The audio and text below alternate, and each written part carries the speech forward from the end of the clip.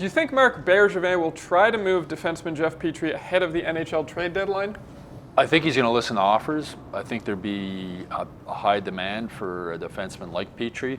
But unless the offer is really good, I wouldn't be in a rush to move him. Jeff Petry's a really good defenseman. He's had some ups and downs, like just what every player in the NHL does. But he plays, 23 minutes a game. He's good offensively. He's good defense. He's a big body. He's going to be hard to replace. He's got another year in his contract, so I don't think there has to be any rush. You can move him at the deadline next year if you figure he's not going to sign. Plus, he really likes playing here. His family's really settled into the South Shore near where the Canadiens practice facility is, and they seem to really enjoy living here. And as we've seen in past summers, trying to get free agents to come here is hard. A lot of guys don't want to play here. So you have a guy who, to me, there's not a big downslide. I don't see him going downhill dramatically.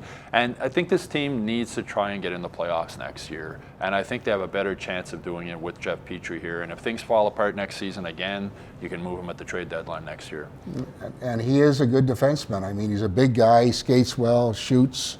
He can make a lot of good things happen out there. And you have to be careful when you give up guys like that to get something back. And I know that the business of salaries is a huge part of the hockey business today. So it's, moving forward, you're going to have to look at what it's going to take to satisfy him with another contract. But like you say, he's got another year left.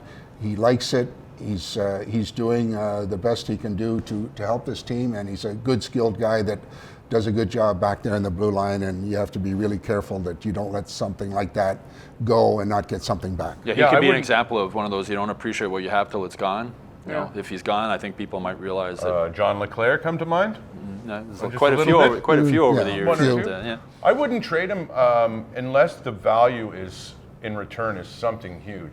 I don't think this team needs more draft choices because they've got a bevy of them to go for.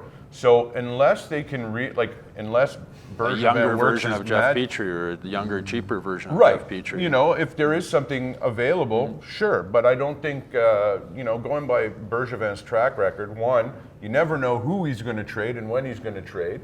And two, it seems to me that he does like look for the good deal. And they do have a good eye for young talent. I don't know if you want another piece of young talent. I mean, you still need veterans on this team next year. And, to have a guy like Petry that, like everybody's saying, is loved by his teammates. You put him, you got Weber back there as a veteran as well. Maybe, Gallagher's now into the, I'm a seasoned veteran. So these are the guys that are going to have to lead the younger guys next year. So I wouldn't get rid of too many of these character players. Well, draft picks are fine, but you need guys who can play. Yeah, and you still need guys who can play. You need guys who can play in the NHL, and it's one thing Canadian fans have seen: draft picks are no guarantee. Yeah, and in my mind, he's like a Weber 2.0. He's a big, reliable, veteran defenseman that will get the job done. You remember when Weber wasn't here for a while? He filled in the number one role. Go to hockeyinsideout.com now and check out this week's full episode.